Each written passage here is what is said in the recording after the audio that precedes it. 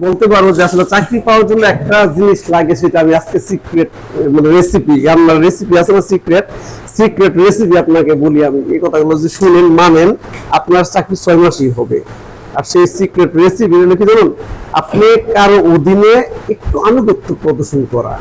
মানে হলো আপনি ধরেন আপনি অনেক জানেন, যে অনেক আপনি জানেন, 1 বছর 2 বছর 3 বছর আপনার চাকরি হচ্ছে না, তখন আপনি এমন একজন মেন্টরের কাছে যান, তার কথাগুলো শুনবেন, ওই অনুযায়ী কাজ করবেন। যদি চাকরি না হয় তো আপনি আমার বলবেন, আমার কাছে আসতে হবে না, আপনি যে আপনাকে ওইভাবে সাহস জুড়াইতে পারবে। চাকরি পাওয়ার একটা বিষয় যে জিনিসটা ছিল, আপনি পড়তে পড়তে হতাশ হয়ে যাবেন, আপনার চাকরি হবে কি হবে না।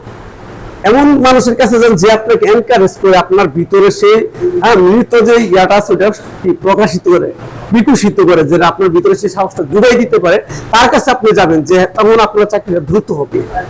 তো পলাশও আমাদের এখানে আসছে, আমাদের কোচিং সঙ্গে জানছে, দ্বিতীয়বার কিন্তু ভাবে নাই যে এখানে ভর্তি হবো কি হবো না, 1 সেকেন্ডও ভাবে নাই, আসছে। আর আমি কি তার দৌড়ে দৌড়ে বসে বসে পড়াইছি, ঠিক বিষয়টা এরকম না। আমরা একটা সিলেবাস দিছি, সেই সিলেবাস অনুযায়ী আপনি পড়ছেন, পরীক্ষা দিয়েছেন, আপনি প্রিপেয়ার্ড হয়েছেন, না বুঝলে সেটা আপনি সলভ করে নিয়েছেন, ঠিক আছে। তো আমার এই যেখানে ক্লাস টেস্ট গুলোতে আমার মনে হয় এই কোচিং এর মধ্যে সবচেয়ে বেশি প্রাইজ দিয়েছে পলাশ।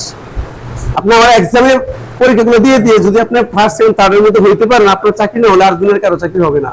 এই সেল কত পিজ্জা আমার সাথে আছে আল্লাহ জানে, এতগুলো প্রাইজ দিয়েছে। তাহলে দেখেন নভেম্বরের থেকে সেখান থেকে শুরু করছে, আমি কি মাস 2 মাস তো হয় না, নভেম্বর তো গত 23 সালে নভেম্বর থেকে শুরু করছে। আপনি এসব করেন, তাহলে কয় মাস হয়েছে?